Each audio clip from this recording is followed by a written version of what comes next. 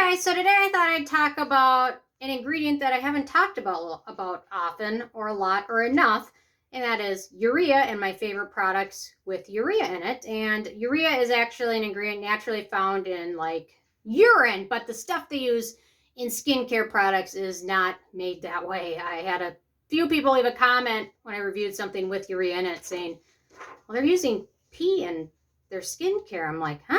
What? No. Let's go way back. It is not that. Urea, they can manufacture it. So it's actually a natural moisturizing factor, which is a process that really hydrates your skin. Natural moisturizing factors are skin identical ingredients that moisturize your skin naturally. They help your skin hold on to water, keep it hydrated, keep it plump. And it's actually, urea makes up about 7% of natural moisturizing factors. And the other natural moisturizing factors are about 40% amino acids, sodium PCA 12%, and then lactate about 12%. So urea is an important part, not the most, but compared to how often you see amino acids and other natural moisturizing factors in skincare products, urea isn't really talked about that much. And I have a feeling it maybe has something to do with that presumption that I don't know. Is that maybe someone's trolling me? They had to be trolling me. They got me, I guess. Anyway, so urea actually has a really good components to it and a lot of biological activities. It acts as has an ability to break down bonds in protein, and it frees up amino acids in the skin, which gives you a nice enhancement of your antimicrobial peptide expression. And also the bigger thing is it improves skin barrier function. It helps skin barrier issues if you have a tough time keeping your skin hydrated or moisturized. It's generally due to a broken down skin barrier, which leads to a lot of other things. Can lead to acne, redness, irritation just from using like the most simple products. So a broken, reduced skin barrier function is a huge problem, and you really need to help heal it, hydrate it, and urea can be a good way to help start that. Actually, and the bigger thing with urea is if you have a really bad skin barrier, you want to find products with a higher percentage. 10% or up can really help. And most of these products I have are on 5% or a little bit lower, but there are some stronger products, and I'll try to find a few of those and link to them if you have skin barrier issues. So if you do have skin barrier issues, really gentle cleansers, gentle moisturizer, no actives if you can help it, will slowly help. Snail mucin I always found helped.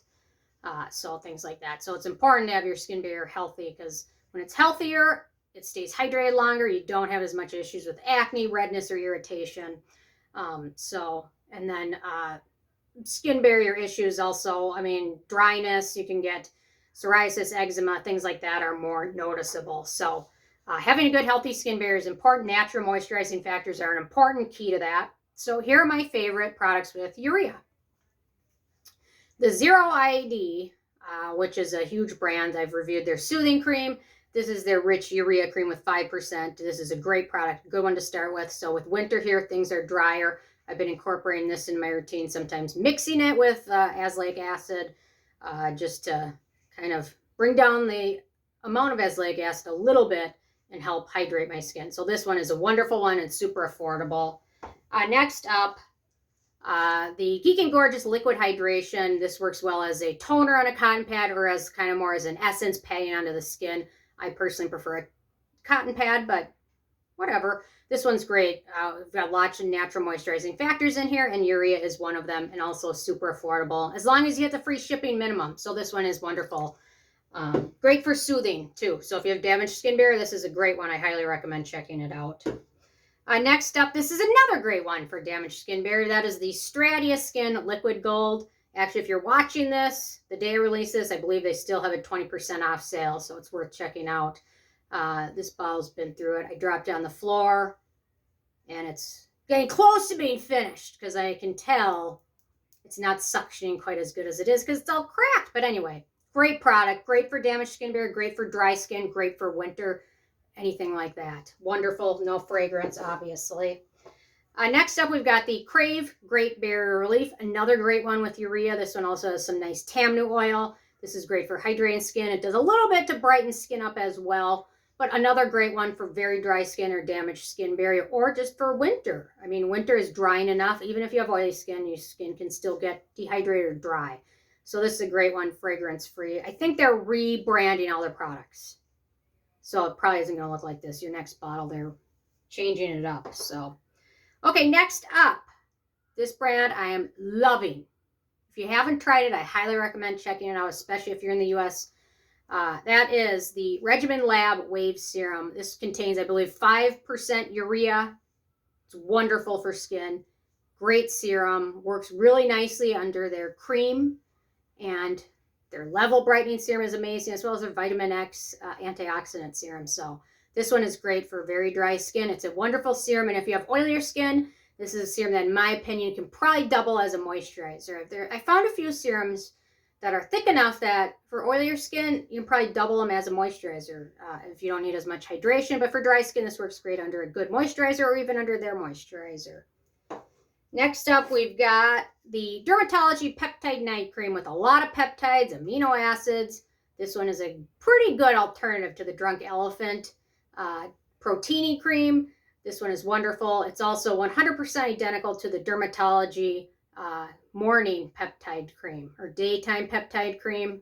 It's interesting that they're 100% identical. One of them's a nighttime peptide cream and the other one's a daytime peptide cream. I don't get it. It just goes to show most of it does me anything because I use this one in the daytime just as well. Next up, not my favorite product from Clinique, but their 100-hour moisture surge cream is a nice product. It certainly can't give your skin 100 hours of hydration, but if you put it on, you'll get 8 to 10 hours. I don't know why they keep upping the hours. I know it's all marketing, but I don't quite get it. But anyway, it's a good one. It's a good upgrade. I think their original version of this did not have urea in it, but this version does. It's a nice additional ingredient, good natural moisturizing factor, great for very dry skin, no fragrance in it either.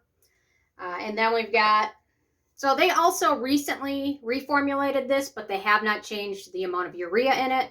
That is the First Aid Beauty Ultra Repair Face Moisturizer. They've been reformulating everything. So their serum, which I used to love, it's watered down. Their oat toner, same thing.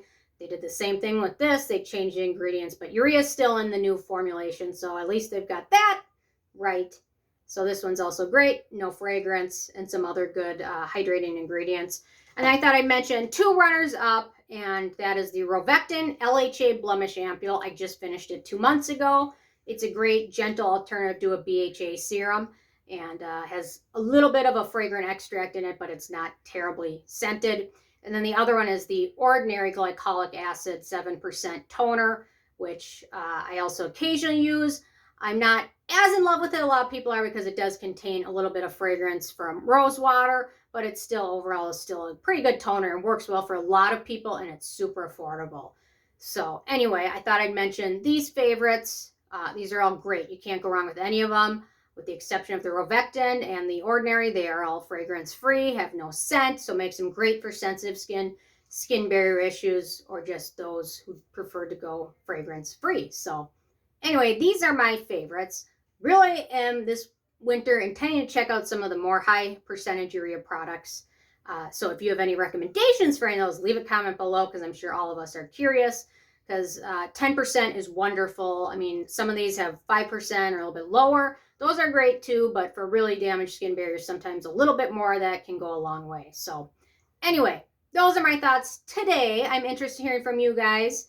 If you have any favorite products with urea, you know, it's hard to find. I don't know. It just doesn't seem to be a super common ingredient compared to other natural moisturizing factors like amino acids. I mean, or sodium PCA. So I don't get why. I don't know. So anyway, those are my thoughts for today. Leave a comment with your thoughts.